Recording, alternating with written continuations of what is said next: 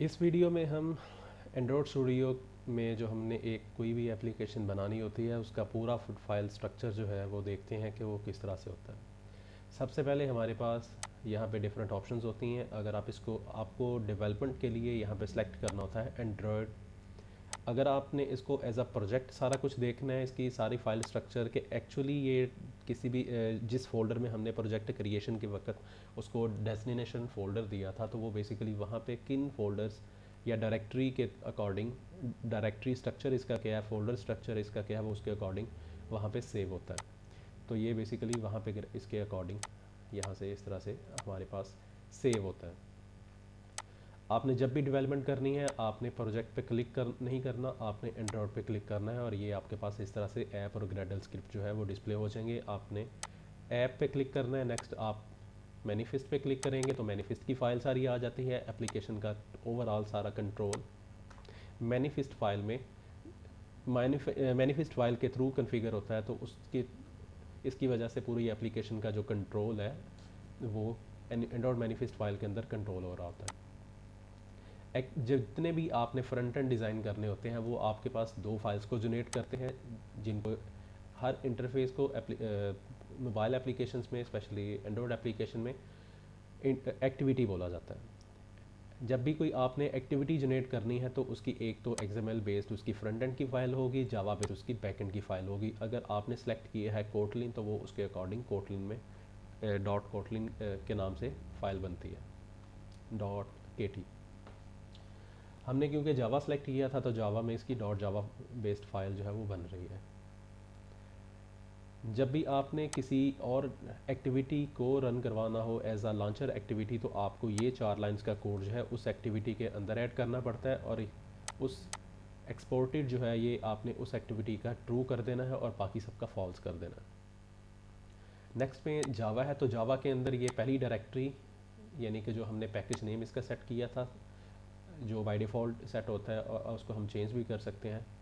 और इसमें जितनी भी जावा बेस्ड फाइल्स होंगी वो हम सारी की सारी फाइल्स को इस कॉम डॉट एग्जाम्पल डॉट माई यूज़र ऐप यानी कि इसका ये पैकेज है, इसके अंदर हमने फाइल्स सारी जो है वो जावा बेस्ड फाइल्स को यहाँ पे ऑर्गेनाइज करना है या मैनेज करना है। सेकंड पे हमारे पास आर का फ़ोल्डर होता है या डायरेक्टरी होती है। इसमें हमारे पास फर्स्ट जो फोल्डर है ये ड्राइबल का होता है। ड्राइबल के अंदर इस एप्लीकेशन में मौजूद जितने भी हमारे पास आइकॉन इमेजेस वगैरह हैं वो सारे इस ड्राइबल के फ़ोल्डर में हमने सेव करनी होती हैं। उसके बाद हमारे पास लेआउट का फ़ोल्डर है, ये डायरेक्टरी है। इसके अंदर हमने जितना भी फ्रंट एंड की फ़ाइल्स हम एक्टिविटी का कुछ जितने भी इंटरफेसेस वगैरह डिज़ाइन करेंगे वो हम यहाँ पे बनाएंगे। इसके बाद हमारे पास वैल्यूज़ का फ़ोल्डर है। वैल्यूज़ के फ़ोल्डर के अंदर हमने कलर्स जितने भी बाय डिफ़ॉल्ट इस एप्लीकेशन के जो डिफ़ॉल्ट कलर्स हैं ये यहाँ पे डिफाइंड होंगे जो कि प्रोजेक्ट क्रिएशन के वक्त ऑटोमेटिकली क्रिएट हो जाते हैं। सेकंड नंबर पे स्ट्रिंग्स की फ़ाइल है तो स्ट्रिंग के अंदर एप्लीकेशन का जो नाम है वो एज अ स्ट्रिंग जो है डिफाइंड हो जाता है और यहीं से वो एप्लीकेशन में यूज़ हो रहा होता है। थर्ड में हमारे पास वैल्यूज़ के अंदर थीम है तो दो हमारे पास थीम्स नाइट और डे यानी कि लाइट और डार्क थीम्स अवेलेबल होती हैं। नाइट थीम जो है उसके कलर्स जो है वो बाय डिफ़ॉल्ट डार्क होते हैं जबकि डे के लाइट होते हैं। तो ये हमारे पास इस तरह से थीम्स, इनको हम चेंज भी कर सकते हैं अपनी मर्ज़ी से। जो भी हमने कलर थीम बनाना हो वो हम उसको चेंज कर सकते हैं।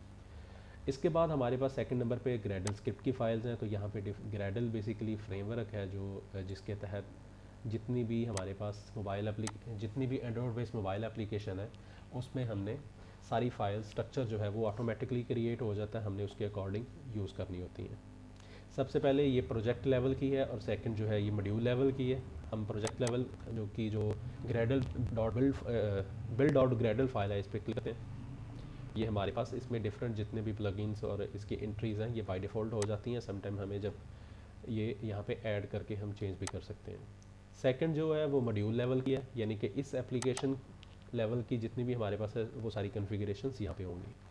इसमें सबसे पहले तो हमारे पास प्लगइन है। प्लगइन के बाद हमारे पास एंड्रॉयड है। कंपाइल्ड एसटीके जो है ये हमने 32 सेलेक्ट किया हुआ है यानी कि मेरे पास इस वक्त जो करंटली एसटीके है वो 32 वर्जन का है। तो आप इस एसटीके टूल्स पे जाके तो आप इसको देख भी सकते हैं। ये एसटीके प्लेटफॉर्म्स और यहाँ पे ये 32। इसके बाद मिनिमम जो है वो हमने 24 सेलेक्ट किया था, तो यहाँ पे मिनिमम 24 आ रहा है। टारगेटेड एसटीके जो है ये बाय डिफ़ॉल्ट ही 32 आ जाएगा।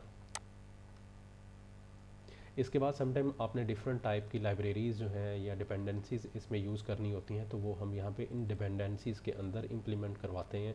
और हर दफ़ा यहाँ पे जब भी कोई आपने चेंजेस करनी हो तो यहाँ पे सिंक्रोनाइज़ की ऑप्शन आएगी। उसके बाद आपको फॉर एग्जांपल मैं यहाँ पे 0 लिखता हूँ तो ये सिंक्रोनाइज मुझे करवाना पड़ेगा, लेकिन मैं इसको चेंज कर देता हूँ वापस। अब क्योंकि एक दफ़ा मैं इसको चेंज कर चुका हूँ तो मुझे ये एक दफ़ा सिंक्रोनाइज़ करना पड़ेगा। इसके बाद इसमें डिफरेंट और प्रॉपर्टीज़ हैं। यहाँ पे हमें बताना, यहाँ पे ये बाय डिफ़ॉल्ट ग्रेडल का ग्रेडल फ्रेमवर्क का कौन सा वर्जन यूज़ हो रहा है, यहाँ पे ये मेंशन है।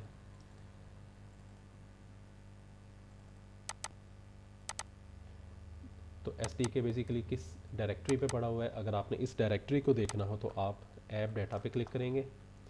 ऐप डाटा पे क्लिक करने के बाद हमारे पास local, then Android, then SDK. तो ये हमारे पास स्ट्रक्चर जो है ये लोकल, लोकल के अंदर एंड्रॉयड, एंड्रॉयड के अंदर एसडीके। तो ये सारा मोबाइल एप्लीकेशन को जो डेवलपमेंट है वो सारी की सारी इस एसडीके के अकॉर्डिंग सारी लाइब्रेरीज़ यहाँ पे मौजूद होती हैं। तो ये यहाँ से इनको पाथ हमने दिया हुआ है।